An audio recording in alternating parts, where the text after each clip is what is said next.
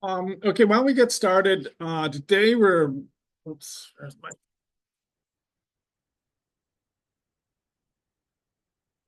all right. So today we're basically working on the final project. Yeah, hopefully over the weekend you submitted a design document and started working on it there.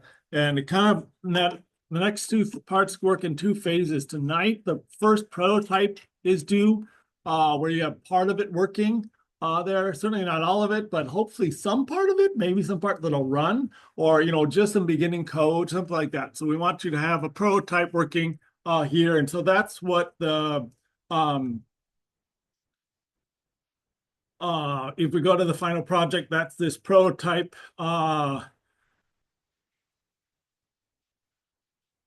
here. So want you to submit that and then do a reflection on what's going well, what's not, what you might need assistance on and stuff like that. So submit that so I can take a look at that. And then next week, a week from today, the final projects will be due with the actual code there. And a significant part of this is a code walkthrough that you have to do describing the code. Either you can do it with video, you can do it with just add have a lot of people just do a Word document that describes their code and what it does. Some people just put a lot of comments in your code there.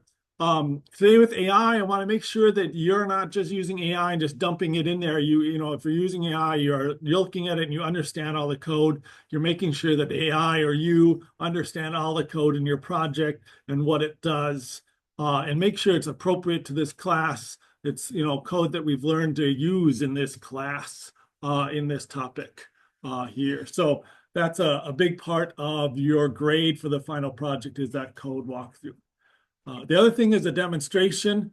We'll have a technology showcase, and this might be your first technology showcase. It's always the Monday of final exams there, and all the computer students will get here in this lab and the other lab, and we'll order pizza Monday afternoon, and everyone will show each other the project. We don't have big demonstrations. Everyone just brings up their projects on their computers. Everyone and people wander around, and you show the projects. If you're in CS Principles, you probably have an app. Maybe you have your phone and show people your app. If you're in Java, you have that. A lot of students might have two or have two computer classes. They might have just one. Showing in some classes it's optional. At some classes like this one, it's required. So you'll demonstrate your app at the showcase a week from today, Monday from 4 to 5 here in the computer labs.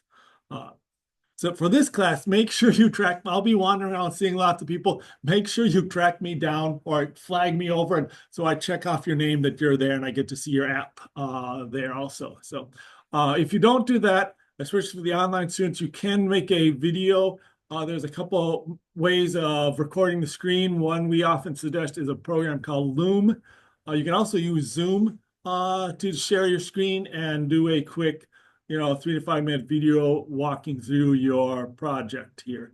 This is just kind of a short demo. It's different from the code walkthrough. If you want to do a video of the code walkthrough, that should be a longer thing walking through the different lines of your code and what they do for it.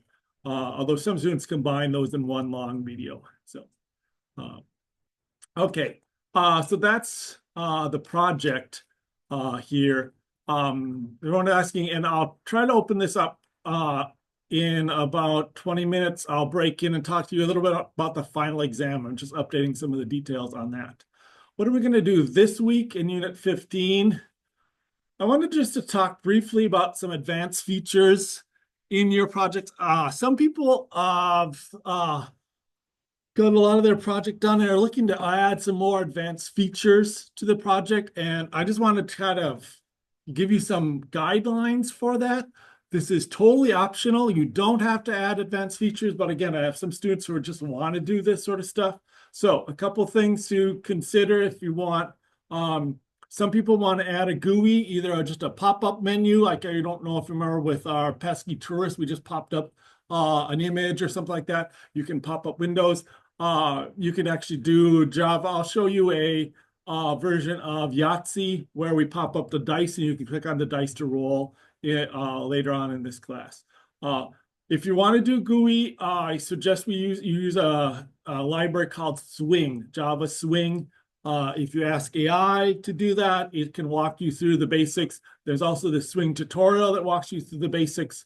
It is, you'll probably need AI to do what you want. It is not the easiest thing to set up and run. I mean, it's pretty easy to set up there. You know, like the code for displaying the pop-up images were basically 3 lines of code for that once you get it right. But an AI can often help you with that. Some people are asking about reading data from online. So there are a number of public APIs for that. We did this when we did the weather data. I don't know if you remember the weather one where we sent out a request and you got back weather data and you had to search through it to find the current temperature and stuff like that. There are a bunch of public APIs out there you can use. Again, if you're in the CS Principles class, I think you might still use some of those, you have the option or have used those there also. APIs generally provide information in JSON or XML format, and you have to parse it. There are libraries for this. If you're doing JSON, I suggest using a library called Google's GSON for Google's JSON files there. But again, you can also parse things manually, and AI can help you with that for that. And the last thing is some of you may want to store data locally. You might be entering a bunch of information and you don't want to enter it every time. So you can type in the information maybe and save it, again, to a JSON, XML, or sometimes we use what is called a comma separated values text file here. And you can save the data out from an array, save it out, and then read it in. Again, that's kind of beyond the scope of your class, but AI can write those methods for you pretty well as long as you describe what format that you want to use, let's say JSON or CSV, and in what array, and give an example of the array you want it to save. It should be able to write you read data method, and write data method that'll read and write that array to a file here. So again, one thing to note is you want to document your use of AI here. So if you're using this sort of stuff and you're not telling me it's AI, you'll be docked points. So remember, document that you're using AI. Often if there's methods that you're having AI write for you, do that. If it's just helping you in different things, make sure, in your walkthrough, you just talk about where you AI and what you did. In general, for most of your code, I expect you should be able to describe what your code does. It should be stuff we've learned in this class. So in your walkthrough, I expect you to be able to talk about any part of your code and describe it. These advanced features, you don't necessarily have to understand how it works. So that's why if it's something like this that you want to add, but isn't covered in class, just make sure you document it. Say, this is generated by AI. I don't understand all this, but I asked the AI to generate this section. So I try to break it up into, a couple methods that it's easy for me to see what code you don't really understand and what code is more of the class stuff. Questions on that? So Wednesday, we're going to do a review activity, review assignment. We'll break you into teams of 2 and have you work on an activity to review for the final exam. So that'll be a workshop to review on Wednesday. So I don't have that visible yet. There. Okay. There. Okay. I'll let you work on the final project maybe for another half hour, and then I'll break in again and talk a little bit about the final project. Okay, so call me over if you need help on your final project.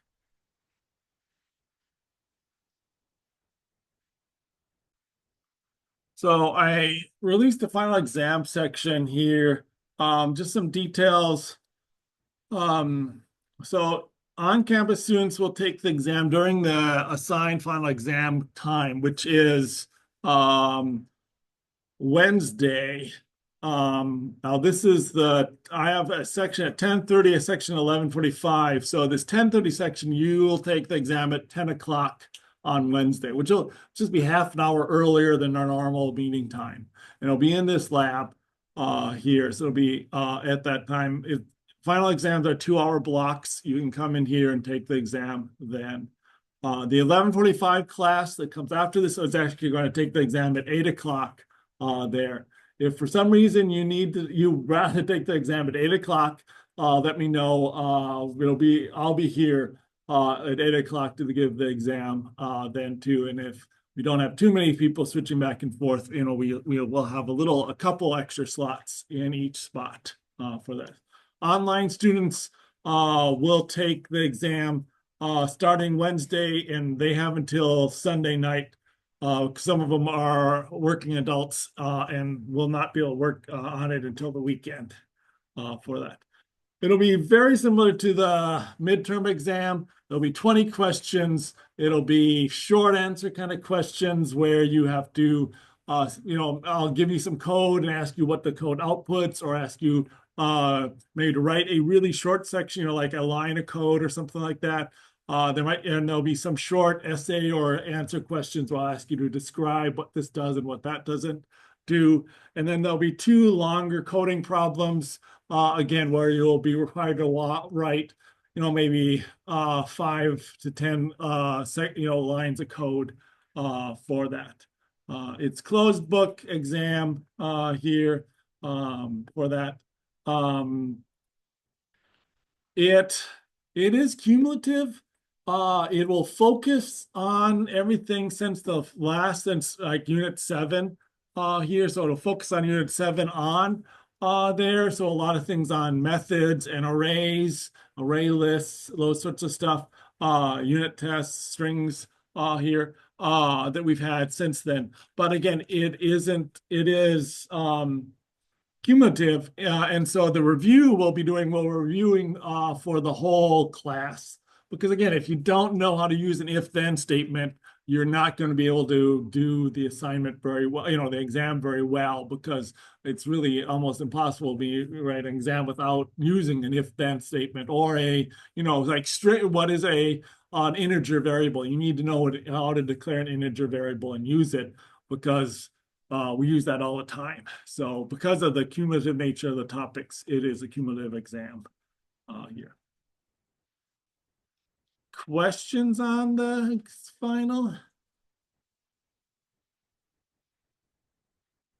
So we'll spend the day on Wednesday doing a review exercise for the final. And then Friday, we'll let you work on your final project in class. Okay, that'll be the schedule this week. All right, let me stop this recording.